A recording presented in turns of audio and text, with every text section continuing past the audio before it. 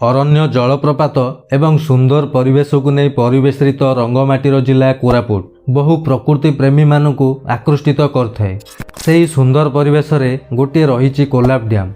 जेतेबेले कोरापुट जिला मद्रास प्रेसिडेंसी अधीन थिला सेतेबेले एही कोलाब डैम निर्माण करिवार परिकल्पना करा जायथिला। ताहेले दर्शक बंधु आज आम यही भिडियो रे जानिबा कोरापुट जिलार कोलाब डैम रो संपूर्ण इतिहास विषय रे।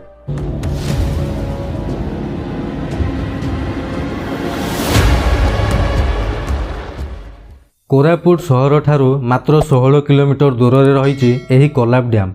मद्रास प्रेसिडेंसी समय रे कोलाब नदी उपरे निर्माण होईची एही डैम।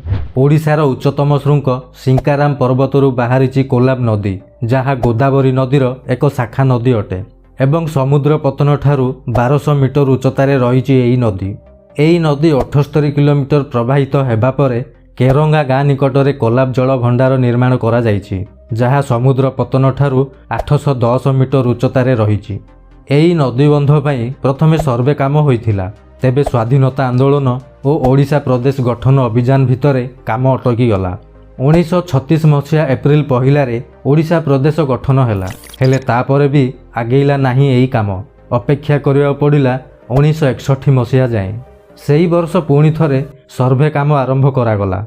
आउ 1975 मसीहा अगस्ट मासरे प्लानिंग कमिशन एही प्रकल्प पावार प्रोजेक्ट को प्रथमे अनुमोदन देले और 1976 मसीहा जलसेचन पाई पुणी थरे अनुमोदन मिलिला।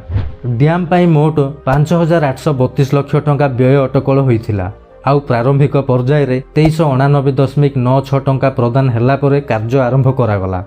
1986 मसीहा अगस्ट 29 तारिख रे एही जल भंडार कार्यक्षम होइथिला।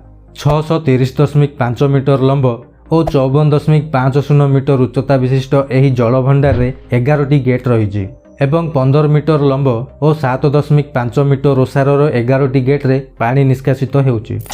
1946 मसीहारू 1970 मध्य कोरापुटर वार्षिक वृष्टिपात को दृष्टि रे रखी 1709 नियुत क्यूबिक मीटर वर्षा जल प्रवेश करिवार आकलन करा जायथिला। तेणु सही हिसाब रे कोलाब जल भंडार रे 844 मीटर सर्वनिम्न उच्चतार 576.15 नियुत क्यूबिक मीटर जल रहिबार क्षमता रही। विद्युत उत्पन्न और जलसेचन पाई 844 मीटर उच्चता उपर जल को व्यवहार लगी व्यवस्था करा जायछि। एही क्रम रे अपर कोलाब जल विद्युत प्रकल्प द्वारा प्रति टनेल पिछा 80 मेगावाट हिसाब रे 4टी टनेल रु जे कोनोसी मुहूर्त रे मोट 320 मेगावाट विद्युत उत्पन्न करिवार क्षमता रही। आउ निष्कासित पानी केनाल सहायता रे जाई सतीगुड़ा जल भंडार जमा हेउछि। एहा द्वारा कोरापुट जिलार जयपुर, बरिगुमा और कोटपाड़ ब्लॉक 47.945 हेक्टर जमी रे जलसेचन हेउछि। ताहेले दर्शक बंधु एहा थिला कोरापुट जिलार कोलाब डैम। आ कोरापुट जिलार जो भाई भौणी माने वीडियो देखुछन्ती से माने कमेंट करी आमको जणातु। आशा करूची आजिर वीडियो आपनको भल लागिथिबो। जदि भल लागि थाए ताहेले लाइक करंतु, शेयर करंतु एवं सब्सक्राइब करंतु। आ कमेंट बॉक्स रे निजर मतामत निश्चय दियंतु।